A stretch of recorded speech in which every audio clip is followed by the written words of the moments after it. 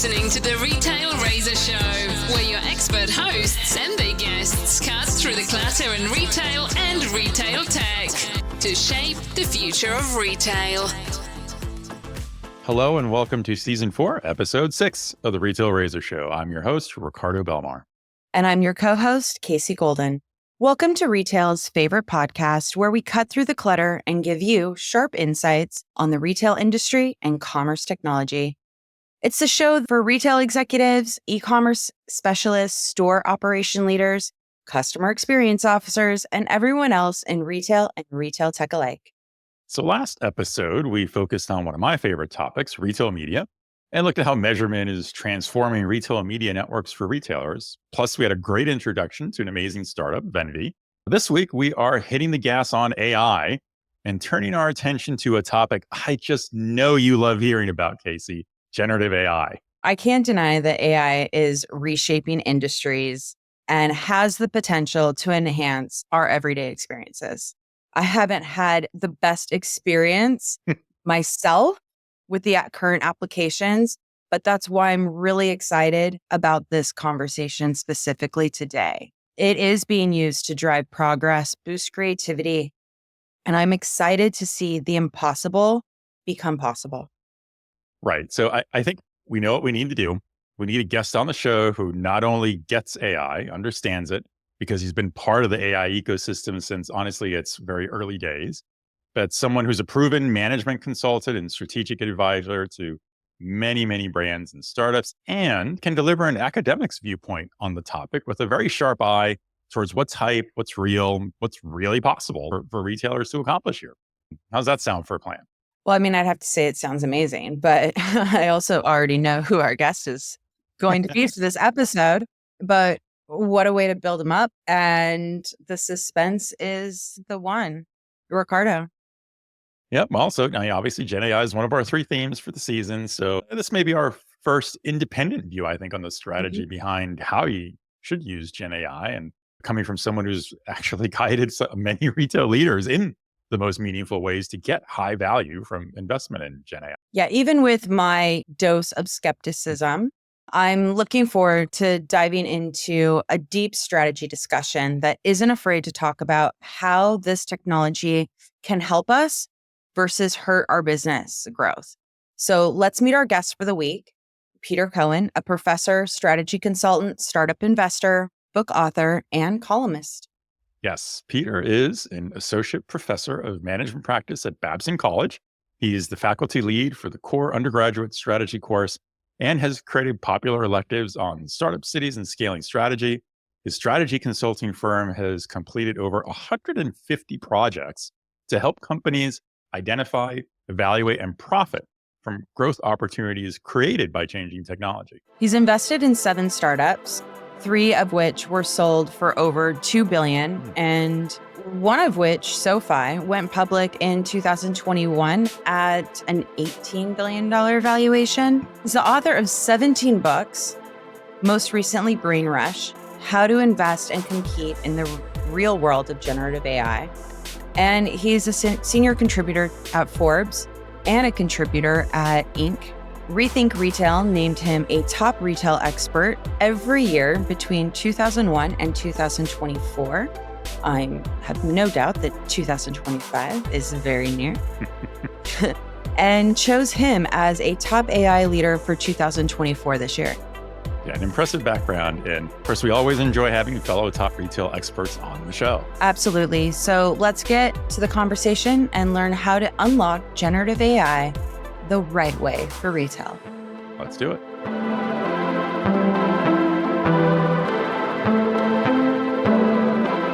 This is a discussion that I'm very excited about because, as many of our listeners, I'm not the biggest cheerleader of everything AI, especially in retail. I have my concerns, even though I admit that there's a place for this technology in many retail businesses and several different capacities. But fortunately, this discussion is going to tackle most of my concerns head on. And I hope to shine a light on the right and wrong ways for AI to be used in retail. How C-suites should look at generative AI and traditional AI, We are privileged to have Peter Cohan with us today, Associate Professor of Management Practice at Babson College. And as we mentioned in the intro to the show, an impressive career in management and strategy consulting, startup investor, advisor, and author of 17 books. We'll get the latest one, Brain Rush, How to Invest and Compete in the Real World of Generative AI, in just a moment. Peter, welcome to the show. Well, thank you. I'm delighted that you invited me. Peter, we just listed a number of impressive items in our intro from your background. Why don't you start just by giving us, in your own words, a brief tour of your background and how you became a top AI expert and leader and how that resulted in writing this latest book? Okay, great. Well, I'll start off by saying that when I was in college, I was a freshman in college. I told my father I wanted to be a poet. He said, look it up in the yellow pages. It wasn't there. So I decided to shift to something else. I won't bore you with all the other things that I considered, but by the time I was a junior, I thought, okay, I want to be in strategy consulting, helping companies to grow. And since I started learning how to program at a very young age, I thought maybe it would be interesting to be involved in strategy for companies that are in the computer industry. So after I graduated, I set off to graduate school at MIT in computer science. And I was looking for a job, and I got a job at this consulting firm founded by 5 former Sloan School professors. And this was really a fantastic place. I loved it. I met all these great people. And one of them was a professor, a former professor who ended up starting an AI company. And so when I was in grad school at that time, I decided to go work in this startup. And to make a long story short, it failed. And that was my introduction to artificial intelligence. And I think the most important lesson I learned was that you can have super brilliant technologists with a very admirable piece of software or technology, but if it doesn't create a sufficient value for the people you're trying to sell it to, it will fail. There's no amount of intellectual brilliance that will solve that problem. Unless you are offering a product that actually helps somebody with what I call a quantum value leap, namely a huge leap in value over existing products for the price that you're paying. People will say, well, this is a startup. It's probably going to fail. I don't want to get involved in this. Give me something that will solve a problem that is not being solved right now and do it better than anything else that's out there. Something that's really causing me pain. So that's a lesson I learned pretty early. And I'm going to kind of speed up a little bit here. During the .com era, which many of your listeners may know about, I wrote 3 books about that. And it's very interesting to contrast the current generative AI era with the .com era. And the key thing is the number 2,888, which is the number of companies that went public during the period from 1996 to 2001. And it basically, and compared to 0, which is a number that's of generative AI startups that have gone public in the last couple of years. But I find that to be very, very interesting. And in thinking about that, I was just struck by how much of the generative AI movement has been controlled and dominated by essentially very, very large tech companies. But specifically, the idea of finding ways to build out and use cloud services. This is a tremendous growth engine for cloud services providers, which are very large companies. And there are a lot of startups, but they are in some respects subsidiaries of these large companies that are pouring huge amounts of capital into them and driving up their valuations. Why haven't any of these companies gone public? I find it rather puzzling. And I find that there's a value in having all these startups that are driving the industry. And compared to the .com era, I think there were a lot of failed .com startups, but there's a lot more innovation because the startups did not have a vested interest in the way things are now. So it was, in some respects, more creative and more disruptive. And so now you've got these products that are going out there that are not necessarily delivering a huge amount of value, but there's a lot of large companies with money behind them. So having said that, this kind of is the frame that I brought to something that happened to me in May of 2023. I was looking at what happened with NVIDIA's earnings announcement, and it was sort of the shot heard around the world. Even though ChatGPT had been launched in November of 2022, it'd been out for a couple of months. In the first 2 months, it got 100 million users, which is pretty impressive unless you compare it to the roughly 5 billion users that Facebook has and Instagram. It was still, a lot of growth really fast. And then NVIDIA said, well, we had a decline in revenues in the first quarter, but our revenues are going to increase many-fold, 2, 3, 4-fold in the next quarter, the next year. And all of a sudden, I just realized a bell is ringing. It's telling me that this is a fantastic opportunity, that this could be something that is significant, like the dot-com era was, the World Wide Web, and I'm going to write a book about this. So that is what launched me into a very intensive, a year-long process, which began in July of last year and ended in July of this year with the publication of my book, Brain Rush: How to Invest and Compete in the Real World of Generative AI. Yeah, it's an amazing background. Thank you, Peter. So with that, let's jump in and start with a little bit of a level set on the impact of AI and Gen AI are having in retail. Peter, what would you say is how generative AI is reshaping the retail landscape? And could you share some of the most interesting or perhaps groundbreaking applications that you've come across so far that you would hold up as positive examples? Well, yes, there's clearly companies are using generative AI to personalize offers to individual consumers. And a company like Amazon, which is mapping out how does this particular user go through the entire online shopping process, the browsing, deciding what to buy, what to purchase, and kind of figuring out how to customize the recommendations for each individual for what they should buy and how that process is going to work. And with the idea that this actually is something that drives, on average, a roughly 2 to 3% increase in revenue for the companies that are providing this kind of a service. So this strikes me as an example of a service that will have what I think is the kind of impact that generative AI has to have in order to be worth the investment that goes into generative AI. This year, I saw an estimate that Sequoia Capital estimated about $150 billion would be spent on infrastructure for AI this year, and Goldman Sachs estimates over the next several years that'll be $1 trillion. If you look at it from the perspective of how can we generate a return on investment, namely the profit from all of this is going to end up being at least equal to the amount that we invested. The question is, what will drive that return, or what will drive the value? And in my opinion, the value will come from faster revenue growth. So this first application is an example of that. Another example, which is much more niche, in my opinion, is companies like IKEA and also Wayfair using a sort of virtual reality and generative AI to take a picture of your room that you want to furnish and then allowing you to imagine putting the furniture that they are selling into your room and seeing what it will look like. From what I understand, for people who buy furniture, they are feeling anxious about how the furniture will look right once it gets into their house. And they're kind of reluctant to pay for it, have it delivered, and then it gets there and it just doesn't quite work. So this is another thing that I find is a fairly powerful and valuable application of generative AI. And a third one that I think is also useful for retailers in general is the idea of 24/7 customer service.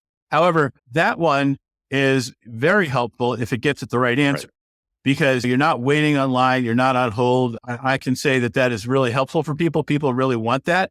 On the other hand, I have seen examples of it working and examples of it not working.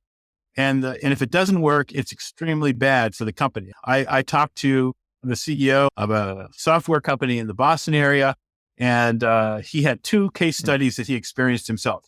One of them was that he had a problem with his wireless bill.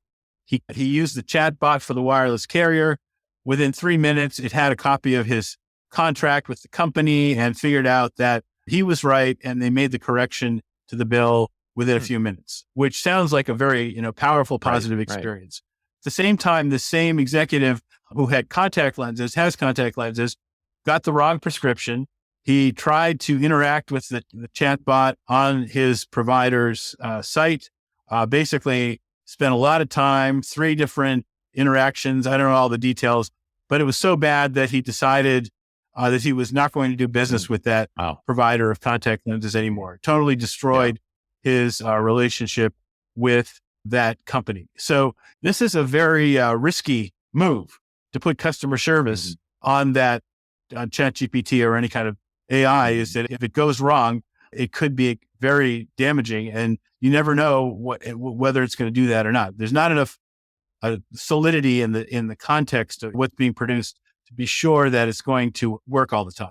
Yeah, I definitely feel when it comes down to sales versus customer service, there's a distinction, but also just with physical goods versus maybe something service oriented. I will say that service is something that if you look at the purpose of a business is to get and keep customers, the keeping of customers, service is a very important aspect of that. Keep 100%. Customers, you need to have good service whenever they want to use it. It has to be excellent. It has to make them really happy about continuing to do business with you. And so in that sense, it has something to do with perhaps not losing revenue and customer retention, which is a positive component of the whole growth picture. Sure. But yes, it's not the same as a new service. To me, all the things that I've just said are, how shall I say, relatively milquetoastish when it comes to what you might hope, which is that generative AI could allow you to create entirely new rapid growth curves. Right. So I've been talking in my strategy classes at Babson this week about the idea of the product lifecycle, a very simple concept, but very important and powerful, which is that whatever product you have, even if it's doing really fast growth right now, it's eventually going to slow down. Look at NVIDIA. NVIDIA is the poster child for the entire generative AI industry. And last year it was posting 200, 300% revenue growth. For the current quarter, it's forecasting 80% revenue growth, which is phenomenal for any other company, but it's like a third of what it was last year.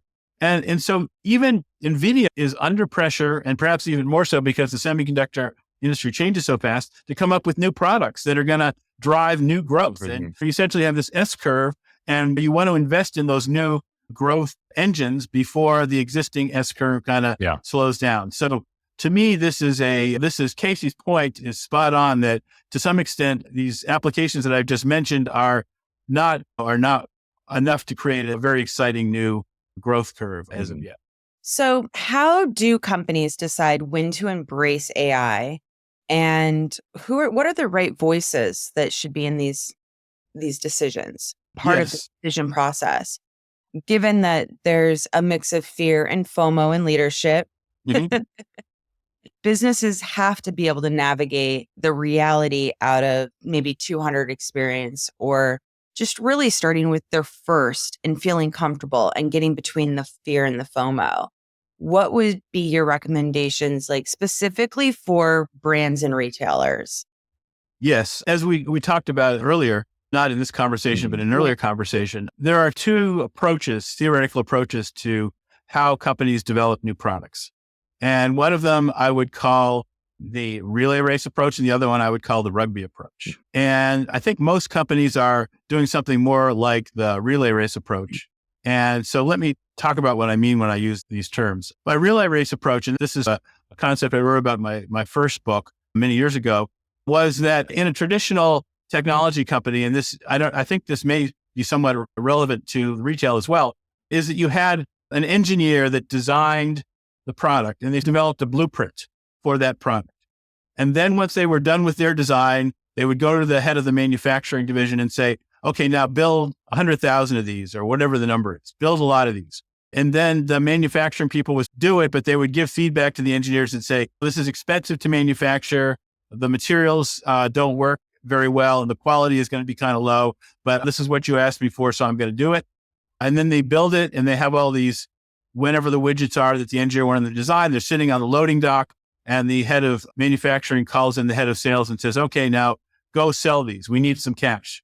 And the salespeople looks at the thing that's on the loading dock ready to go out, and you know what? It's too expensive. It doesn't do what the customers want. It's not really that different than what the competitors are offering, and it's going to be very hard to sell. So that is the relay race approach to product development. The alternative and superior approach, in my opinion, is the rugby approach, which essentially is to answer Casey's question about who's in the room. The relay race approach, the way that most companies, I think, are using AI, and I think this is true in retail, because I was sitting in on a conference call with some executives from the retail industry a couple of weeks ago. And it seems to me that what's happening is that the CEO is saying, basically, they don't necessarily brag about Davos in front of people, but they went to Davos. Everybody was talking about AI, so they're going to do something with AI, but they don't understand it. So they're going to say, I'm delegating this to my chief technology officer. Maybe I even went out and hired a chief AI officer, and they're going to figure it out.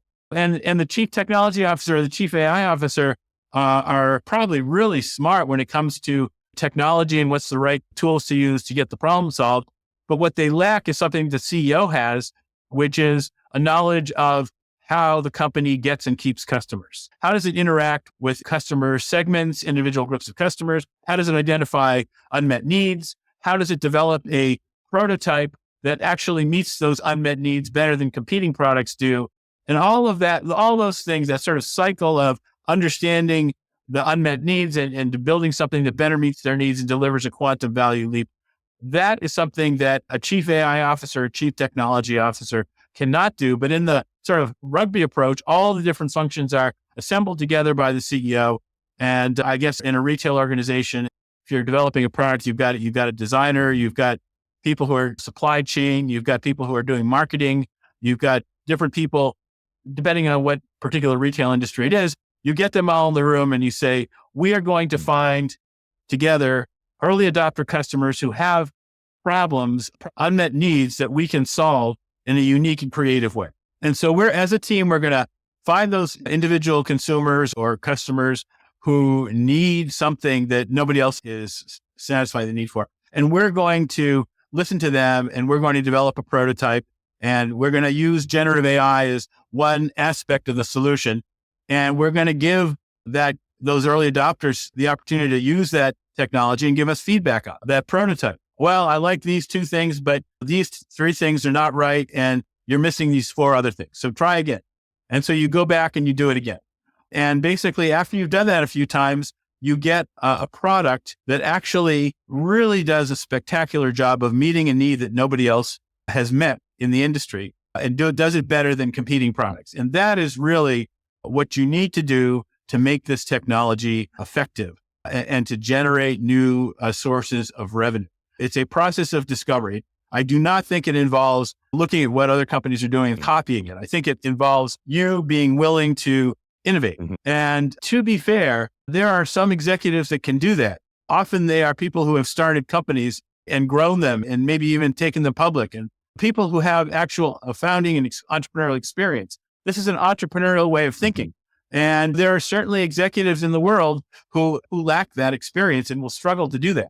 And so I think if you are in the retail industry and you are more like the relay race approach rather than the Rugby approach, you are going to be vulnerable to people who have that true Rugby approach to developing new products. And by the way, the term Rugby, I guess, has something to do with a scrum. I've never played Rugby, but apparently in a scrum, you got to everybody has to come together, right? Right. It's a good analogy for a collaborative effort.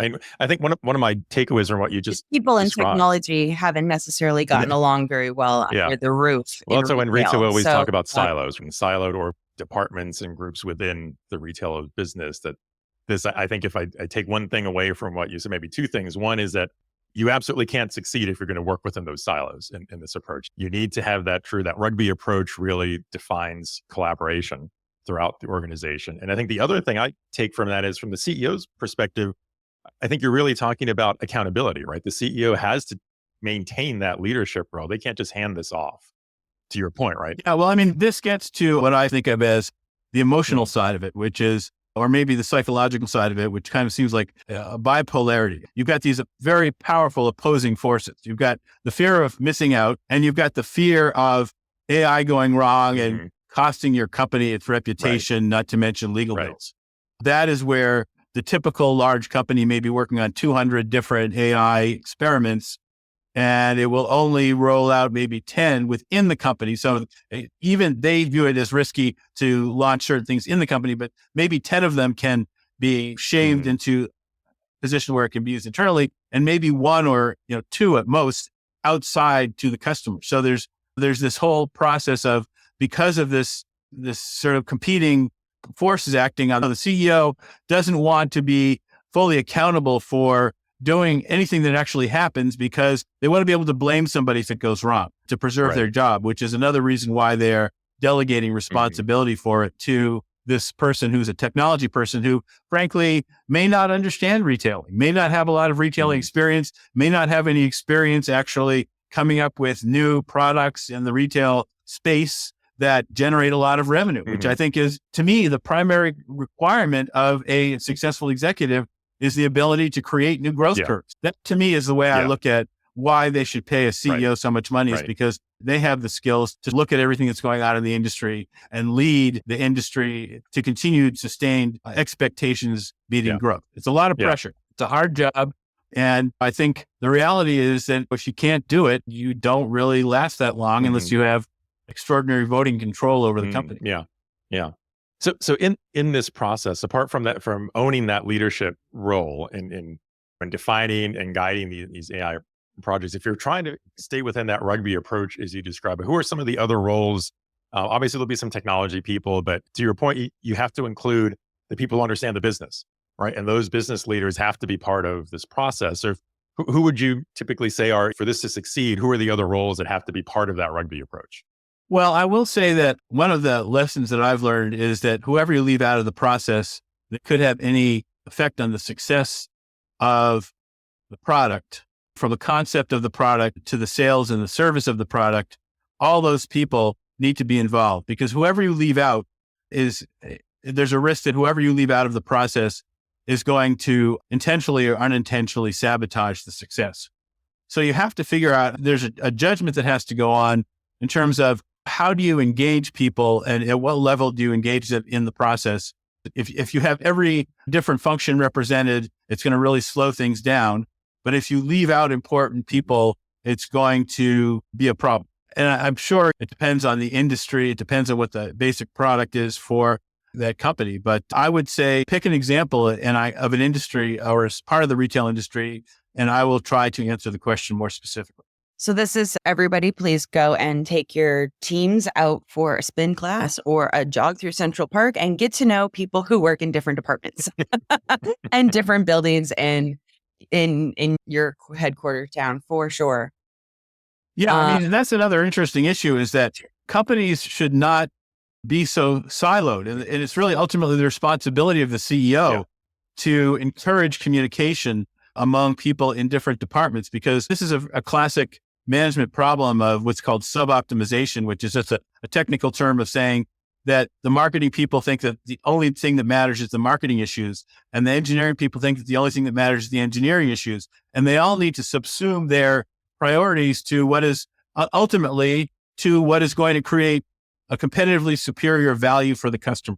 So I think the CEO needs to create a lot of coordination. I wrote this book on how do you scale a company. And one of the key things, you have to scale different functions. You have to coordinate different functions. So they are all acting in a coordinated fashion to make sure that what they're doing is going to lead to ultimately creating better performance for your products in the minds of the customer. So I think it's good to have people who can do their functional jobs well. But I agree with you. Any kind of team building exercises you can do that reinforce the importance of doing things well for the customers. I did a 6-month education program for Procter & Gamble.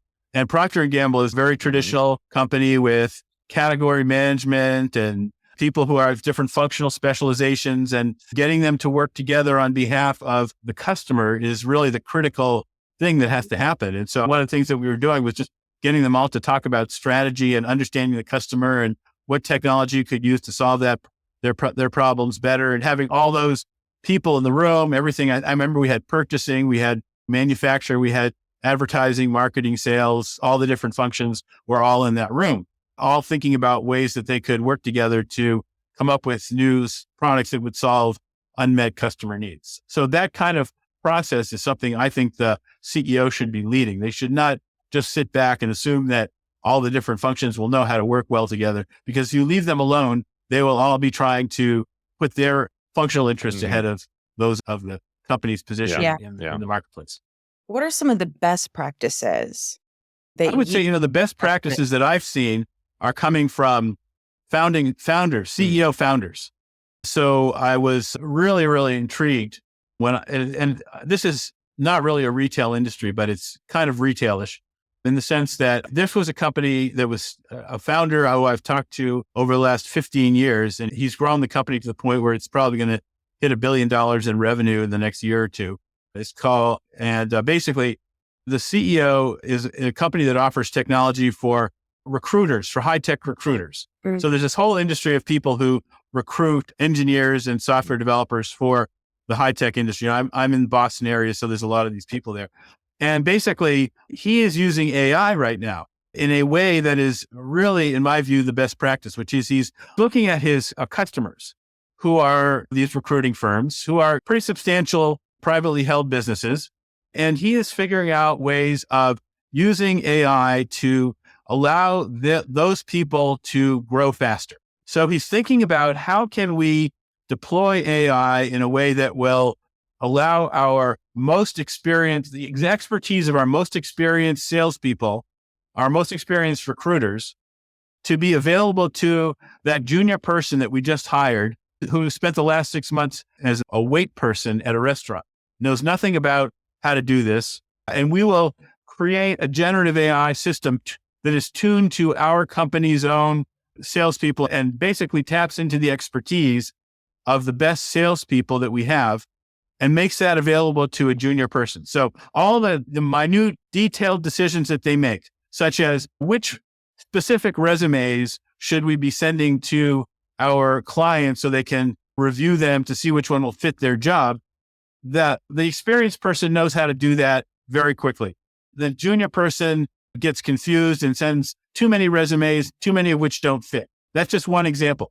So essentially what this does is it makes the average level of sales productivity higher. So if you have a finite number of people and they can close a sale, they can basically match up a candidate to a company much more efficiently. That will inherently, if they just work the same number of hours, they're going to increase their revenue. So to me, that was very clever. He essentially looked at how can we re-engineer the process of matching a candidate to a company for their customers and doing that using a generative AI. So I would say that is a best practice. So one of my professors at MIT was one of the co-inventors of the concept of re-engineering, which some of your listeners may have heard of. Basically, it was in the 1990s. It was a huge management change. The companies were looking at their business processes from the perspective of customers and figuring out how to create more value and take out excess things that happened. And there are plenty of them that probably still do happen, which is individual departments duplicating the work of the department that was supposed to do it and basically adding 44 steps to a process that could be done in 6 steps. So that whole thing is something that's been around for decades. The concept has been around, but generative AI kind of allows you to perhaps solve some of those problems in a way that essentially can allow you to drive revenue. And I think perhaps the most important thing I would say as what the most important best practice is to stop flailing around and trying out generative AI, but rather than flail around and try out different experiments and see what works, which is directionless and basically will just lead to a lot of long conversations about why we can't do something. Focus your attention on understanding your customer's business or your customer's needs and creating a solution for those needs that delivers more value than the competing products out there, using this technology as one part of the re-engineering process. To me, that is what the CEO should be driving the company to do, and not just say, well, look at all these hundreds. Let's try all these. Don't tell me about the process. Focus our attention on what's really going to pay off. Because one of the things that I learned when I started talking on CNBC many years ago was that I didn't know anything about what makes stocks go up and down. And they were asking me to pick stocks. And I was determined to try to answer that question someday. And I finally think that I have the answer, which is, and it's not really an answer, it's a quasi answer, which is that a company has to grow faster than investors expect. That's the whole game in a nutshell. The reason it's a quasi answer is because how to do that is not as easy as saying those words. That's right. That's the trick. That's the trick. It's very hard to do. But if a company can do that consistently, it's surely going to create value. So that comes from driving revenue, not from cutting costs. Right. So any kind of applications that cut costs, whoop-de-doo, I cut costs. That's not going to really necessarily drive revenue. In fact, focusing on cutting costs almost inevitably distracts you from innovation and driving revenue. Yeah. I think that's important. I agree with that one. I think we've often said, and I've probably had other folks on the show say similar things, that for when we see news reports of retailers whose business is not doing well, you always immediately hear their CEO and CFO start talking about cost cutting. And to your point, right, you can't cost cut your way to growth. You can't cost cut your way to success. That's a short-term Band-Aid in a sense, right? That might help you here and now, but it's not going to produce that long-term value that you're talking about and illustrating how to do it. And the other thing that I'm hearing here as well from what you've said too, that a lot of the hype that started around AI and especially Gen AI is that it's just going to solve all your problems. But it's just one more tool, right? It's another technology tool, like every technology tool before it, that can be, if you apply it the right way, in certain ways, it will help you solve challenges. And some challenges is probably better suited to solve than others, but it doesn't automatically mean it's the technology that's going to solve all of your challenges just by having it. You still have to find... Right. If you put another 200 Exactly problems right. You on could your just plate. create another set of problems all if on the you way. don't have that direction. Yeah. And so as listening to you describe that, so I've also seen you talk about a framework that you describe, the value pyramid. And I just want to quickly describe the three stages that I've seen in that you already outlined just a moment ago. But you start with this idea of overcoming a creator's block at the bottom of the pyramid, which I hear that as that's where I need the right definition of what is the challenge I'm trying to solve and how I'm going to and figure out what's the right way to go about solving it versus just throwing a lot of spaghetti on the wall. And then as you move up, you're trying to boost productivity. You gave a great example of the recruiting example you gave, which I thought was fantastic, about how the AI solution there is actually augmenting what the people are already doing, but it's helping them do it faster and better. And then that is what leads to the top of your pyramid, where you're enabling that revenue growth because you became more efficient, you became more productive. Now you're actually able to generate new revenue that way. Yes. And frankly, even that is, if within that second level of the pyramid of increasing productivity, it's basically, it does allow you to do your current approach, your current business model, and get more revenue out of it, which is good. It will increase your revenue. But what will really, in my view, make the difference is that pinnacle part of the pyramid, which virtually nobody is doing right now, which is they are literally using the technology to invent new revenue streams that don't exist and that are fast growing new revenue streams. To me, that is what companies should be focusing on trying to do. And productivity increases are good, but unless you can use this technology to create new business lines. Yesterday, I was talking about Netflix, and we all know about the DVD by mail business, but the ultimate vision was online streaming, which was fundamentally, in some sense, the same business of people sitting in front of some screen watching a movie in their homes. But with online streaming, it becomes a completely different set of capabilities that you need to create a totally different source of new revenues, which fundamentally had disrupted the movie and television industry. And all these other established companies were trying to come in and try to replicate what Netflix had done. But Netflix had an amazing lead, which it's managed to sustain for a long time. So I guess what I'm saying is that kind of new business line is what I'm really saying is at the peak of this value pyramid, the pinnacle of the value pyramid, where there is an infinitely small number of companies even thinking about trying to do that. But that is where I think companies should be investing. I don't think that if you do overcoming writer's block, which is the bottom layer, everybody can do that. There's no competitive differentiation. Everybody can get a free subscription to ChatGPT or pay $20 a month, and everybody can do the same stuff. No, there's nothing to keep anybody from copying it. There's no unique sustainability. If anything does work, everybody else is going to be able to do it. You will not get a hint. You will not There's no unique value market there. share. Yeah. If you do the productivity increases, you may be able to use your internal expertise, like I was talking about with the headhunting, the tech recruiting firms, to have some kind of advantage over your competitors until they start doing the same thing. But ultimately, what I think will keep people ahead is being able to create these new lines of business where they will own temporary monopolies. It's like in the semiconductor industry. It used to be that every 2 years you had to develop a fundamentally new product that was like had twice as many chips on it, cost half the amount. That kind of level of periodic innovation is the extreme. It's a level of innovation that you need, but I think retailers should be thinking about this as well. I always thought of certain aspects of the retail business fashion was you had to come up with something really new every season, I guess, in order to keep people buying. I think that whole mentality is critically important. And, if this retail is such a broad category, but certainly there's a lot of things that people can do to use this technology, but fundamentally it's not an end in itself. And I've engaged with it. When I wrote my book, I tried all sorts of different ways to use it. And frankly, I found that it was at the point where it's like, I don't feel I need to use this every day because there's so many things that don't work right that it's like, it's not really helping me that much at this point. Let's talk a little bit more in depth on the technology, because you have had some interesting points I've seen you make as well about, particularly in generative AI, starting with, of course, it's only as good as the data it's built on, right? So it's a garbage in, garbage out kind of situation, like with so many other technologies. So retailers ensure they're feeding their AI systems with quality data and avoiding that garbage in, garbage out dilemma? And specifically, I want to ask you about smaller, more focused language models, small language models versus large language models, that things like ChatGPT are being built on a large language model that's being fed by the whole internet. How do you advise retailers to leverage their internal data versus that collective internet data to produce the better solution that they need, which may not be a large language model?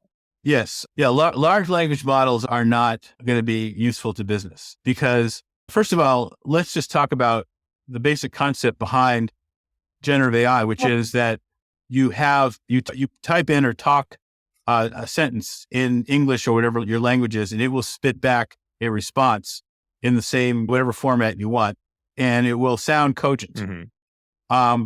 But what all of that's going on here is that it's what's called a neural network. It's basically a distribution of analyzing what word is most likely to come next in a sentence, giving the context of that word.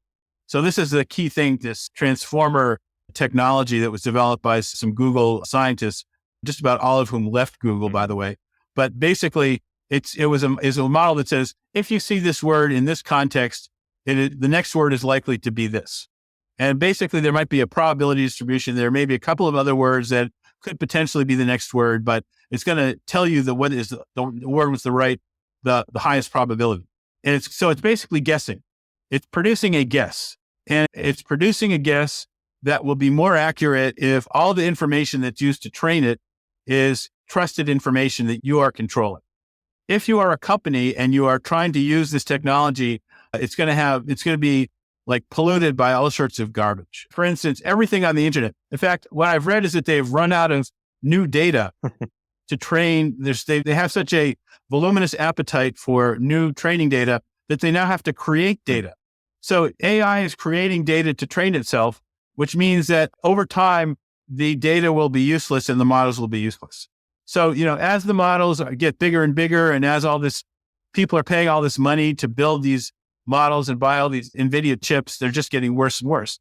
So companies are saying, instead of the large language model, I'm going to do the small language model. I'm going to just train it on data that I trust and keep it inside the company and just use it for the purposes I have inside the company, which will hopefully make the answers more likely to be accurate predictions because there's no garbage in there. Without a guarantee, I can imagine it misfiring despite that. Second of all, you have the risk, on the risk side, you have the risk of employees letting proprietary company information out into the training of ChatGPT, which basically is a legal and compliance risk. But if you keep it all inside in a small language model, in theory, it would be not only better compliance and lower legal risk, but also more likely to have an accurate prediction when it especially when it comes to using other software tools that are using ChatGPT or LLMs. But when their customers or the brands or the retailers are using it with customer data and dealing with PII data privacy issues, things of that nature, just trying to keep that personal information inside of your organization.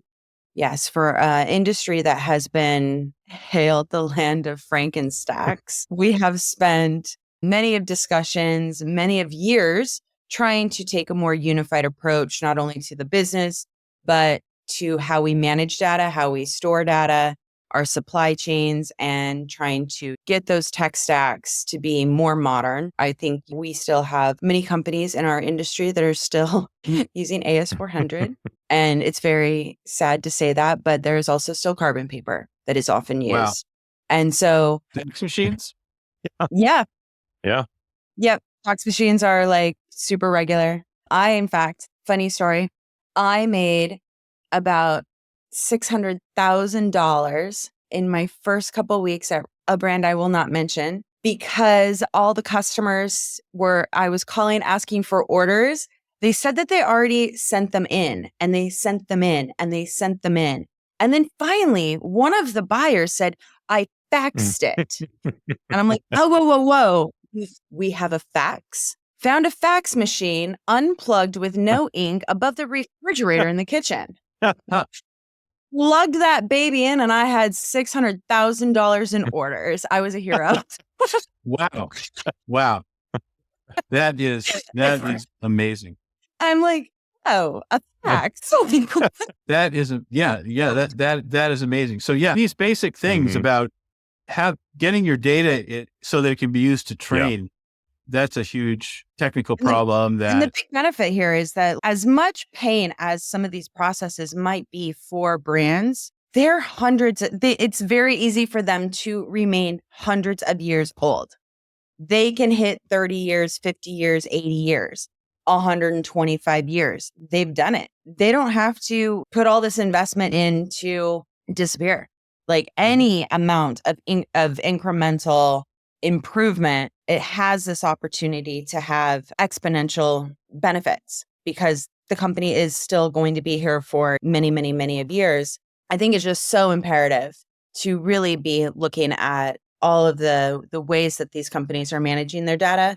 And if you've been listening on 2X, turn it off and go back to the beginning of Ricardo's question and re-listen to that, because I think it was just very much speaks to the dream of our business and the nature of our business, and a lot of shifts that are happening right now as we start breaking down these silos. And I think it's very, very compelling proposition to help anybody who's listening that works at a brand to really bring those initiatives forward and talk about the difference between what kind of LLMs they're using or what kind of software tools, or bringing it in-house and cleaning up their data structure. Clean data. Clean data.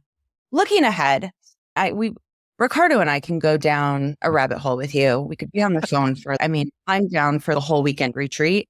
I'm sure. But, looking ahead, where do you see AI driving the most change in retail? And what should these businesses be preparing for the next wave of AI investments? I may have touched on it a little bit with data.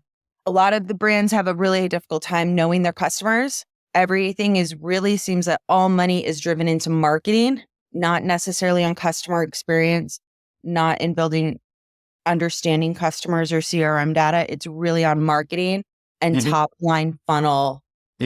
Fill the top funnel for sales rather than going into the bottom of the well of this is my heartbeat of my core.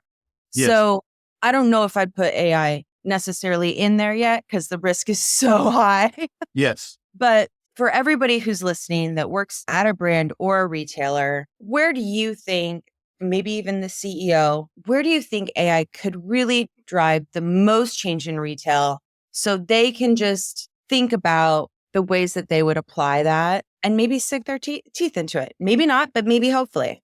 One of the things that I did not mention is that AI can be used to pour through all of the customer interactions between a retailer and the customer and try to understand, for example, if they have a record of all the texts and all the emails and all the chats, all the conversations between customer service people or salespeople and customers, all the reviews out there of the service, of the quality of the products, of the selection, all that feedback is out there, massive amounts in all these different structured and unstructured forms. And I think that AI can help this is one of the things that AI is really good at.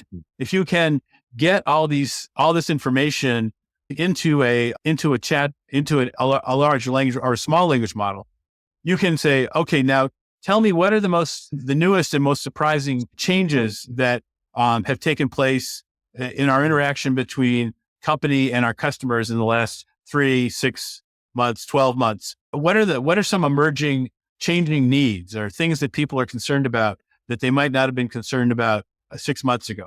And try to extract some unique insights about where customers' needs are going to evolve in the future. And try to use it to build sort of new psychographic models about what customers are going to be wanting to buy and what kind of changes in customer service they're going to want. So I see this as the raw material for ideation about what new products or new services you could offer that would uniquely benefit your existing customers. So another thing we'll probably do is look at what's changing in the demographics of your customers.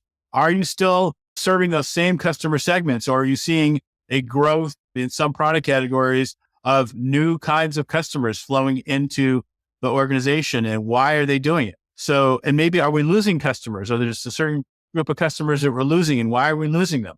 So essentially, all this data is there.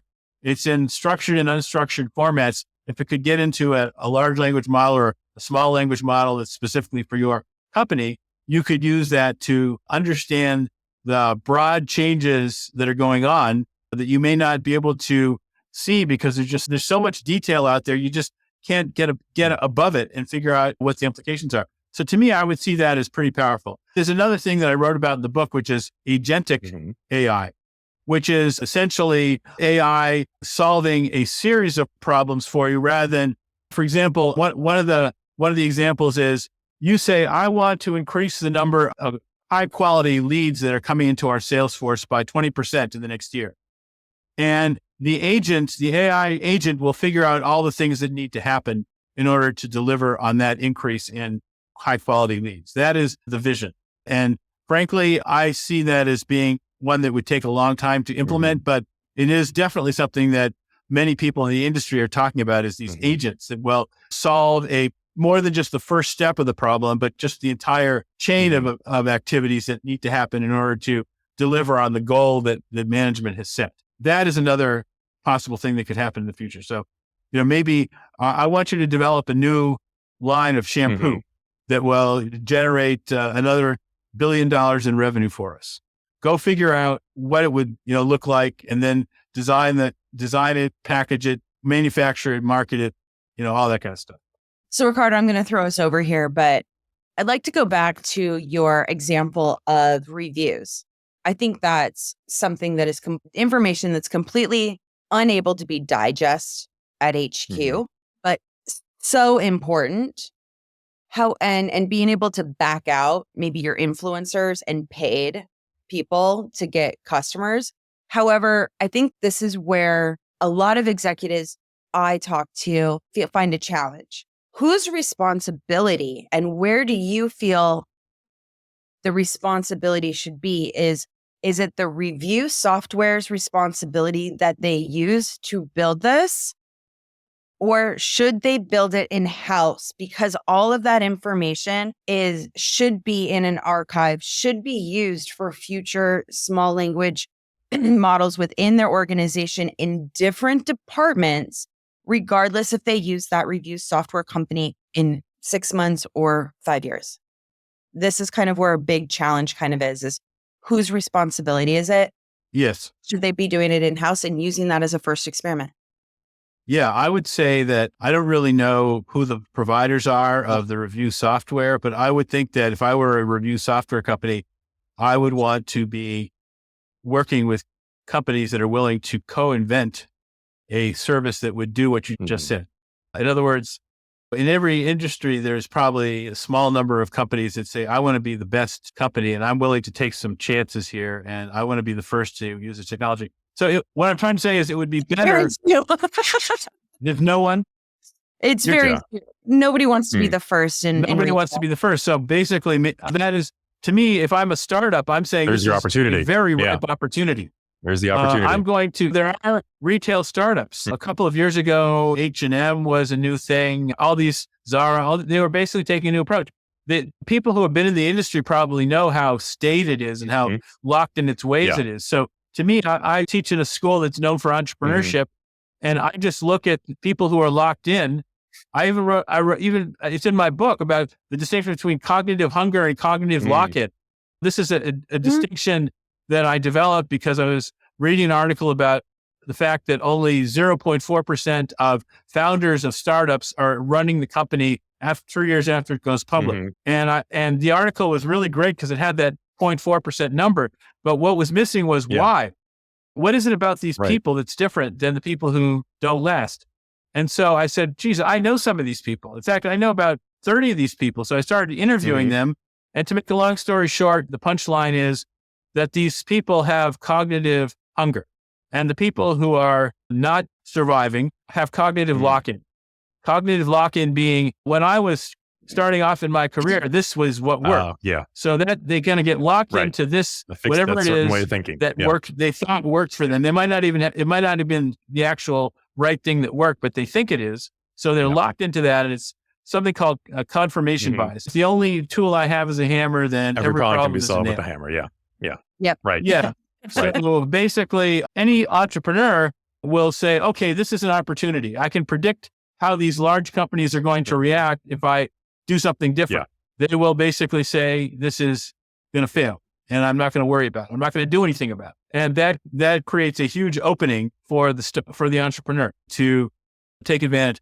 So for example, in the fashion industry, the fancy designer would design the thing and go on the runway and they would say, now we're going to roll it out. And maybe the average person they're trying to sell it to doesn't want to buy that. It doesn't afford it. So why not start in a completely different way? And there was this startup that I talked to that decided to do this, which was basically, let's figure out what the customer wants, design it for them. And then once they agree to buy it, I'll build it. I'll make it.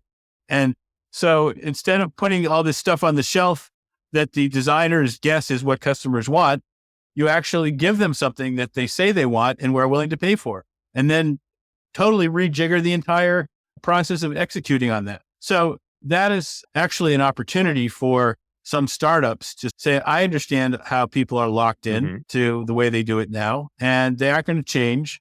And I don't know how bad things are going to have to get for them to make them change, but that is what's going to happen. Yeah. Awesome. I love that you offered like a third option, which is just co-building with your software vendors, maybe choosing a startup to pull into the conversation with you and your teams. That's a great third option there.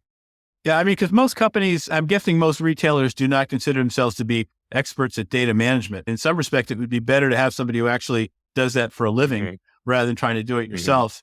But you raise a very important point, which is if you can't get somebody else to do it right for you, then maybe you have to do it yourself. But it's going to be a hard sell internally, I would guess. Yeah.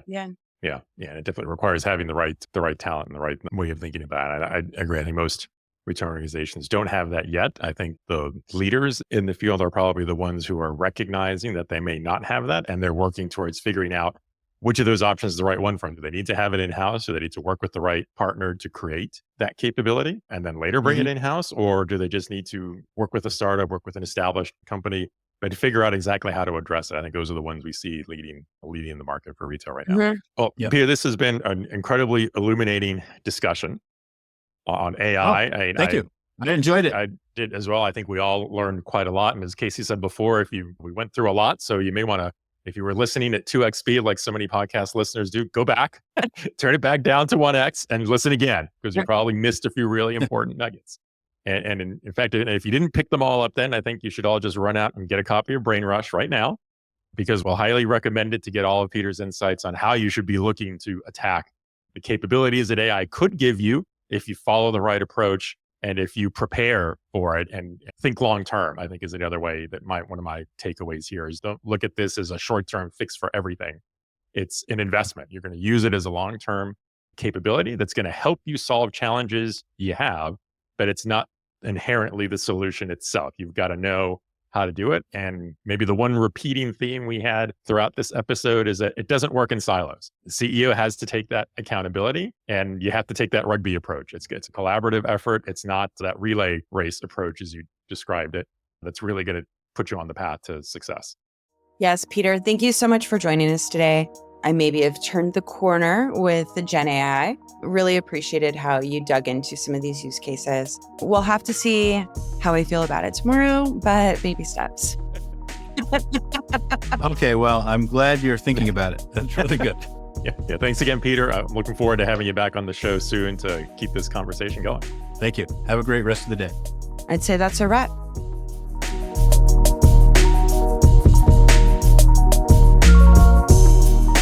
If you enjoyed our show, please consider giving us a 5-star rating and review on Apple Podcasts, Spotify, or Good Pods. Remember to smash that subscribe button in your favorite podcast player and tune in on YouTube so you don't miss a minute. A big thank you to our Good Pods listeners for helping us continue to stay in the top 3 spots of the indie management and marketing charts. I'm your co-host, Casey Golden. Please connect with us and share your feedback on LinkedIn, Threads, Instagram, Facebook, Twitter, and Blue Sky.